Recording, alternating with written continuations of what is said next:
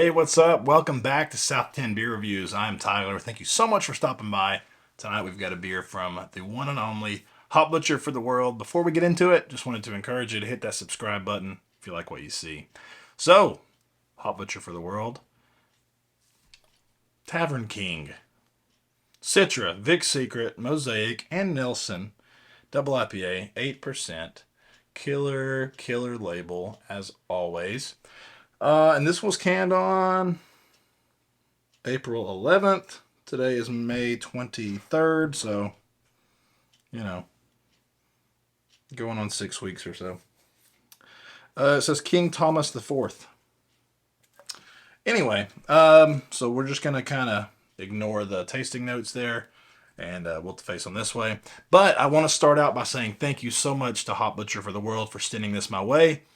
It's just every single time I drink a beer that is sent to me from Hop Butcher, it's just like the coolest thing, man, knowing that they sent it out and they were just kind enough to do that. So thank you to all the good people at Hop Butcher. I'm ready to get into this. So this is like a pizza. King, he's holding it's got like a sausage on a stick or a hot dog or something. He's got a boxing glove. Looks like he's been just rocked for like several different rounds. But anyway, he's melting a little bit. Whatever. Anyway, let's go ahead, get this thing rolled a little bit. I don't know.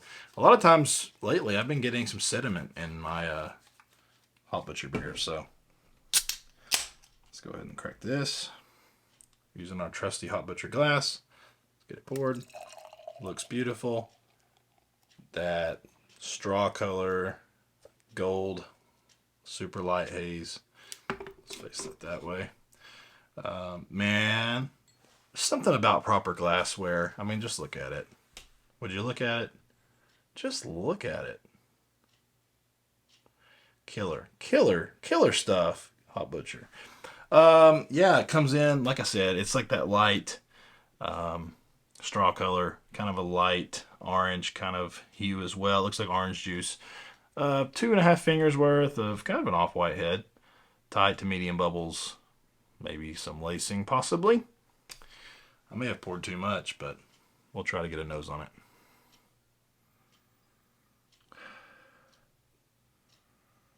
Ooh, man, that smells fantastic. There's a lot of of that grape character that Nelson puts off. Oh man, there's some sweet candied fruit in there. Candied pineapple, candied orange. Oh, man. It's got this herbaceous, gem locker dank quality to it.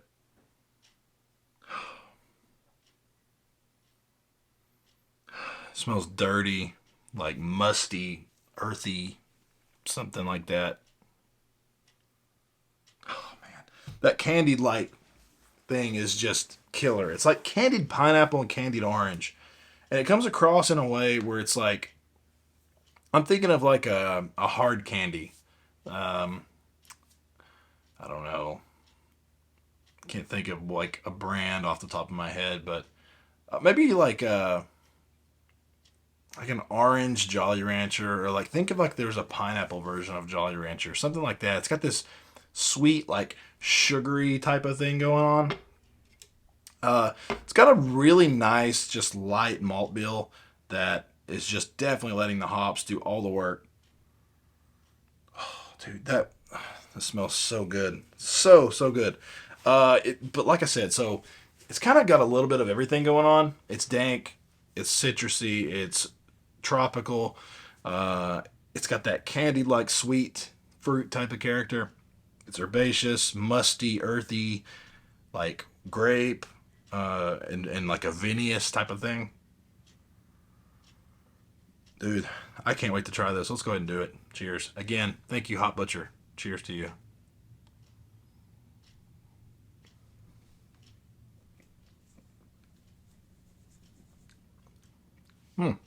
Okay. Tastes a little different than I was expecting it to based on the nose, but it's still very tasty. I noticed right up front, I got this almost bubblegum type of like yeast care. I don't know if it's the yeast actually, but it definitely, like a lot of times in these beers, when I get that bubblegummy type of thing, it's usually the yeast. Like I know Treehouse gives that off sometimes. It's got a similarity to that.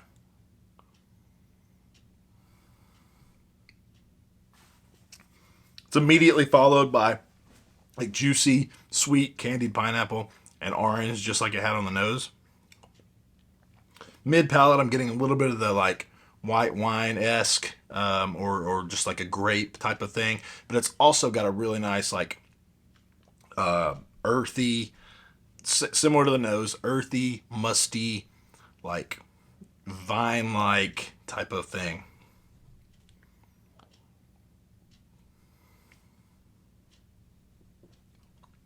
Back into the palate, kind of rounds back around, comes back around to like juicy, like orange, maybe like some like slight hints of stone fruit or something like that. It definitely has a lingering, like, I don't want to call it bitterness, but it's like a lingering dankness. So it's decently sweet on the back end. Like it's got like, I don't know, a moderate sweetness to it, a good amount of residual like sugar hanging out.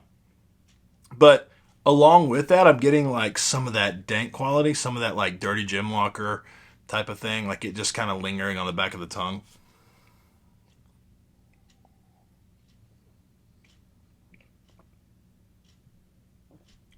Killer, killer.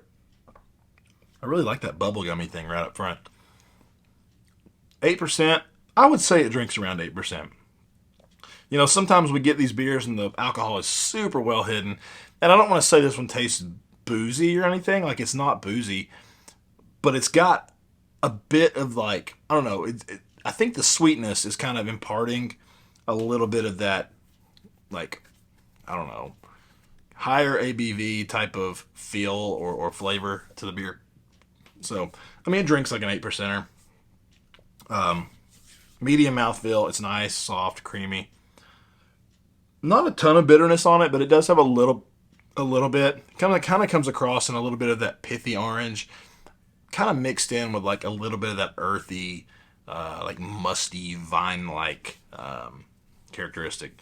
So, I mean, once again, it's starting to sound like a broken record now. Like anytime you see me do a review for a Hot Butcher beer, it pretty much it's just a killer. And I'm not just doing that because they sent me the beer. Like it's really a tasty beer, and they clearly know what they're doing with hoppy beers, man. I mean, it's just there's too many of their beers out there that are good. That I mean, you can go and watch a review from just about anybody, and they're gonna agree that it's a good beer. So.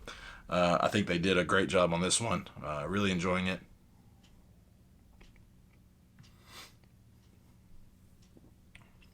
Yeah, it's super juicy. I love it. I love it. Let's go ahead and check these tasting notes. So, creamy mango, crisp white grape, and dank berries. Okay, I mean, I could, I didn't mention mango or the berries. I did mention a hint of stone fruit in there, which, if I'm not mistaken, a mango is technically a stone fruit. Um, Dank berries.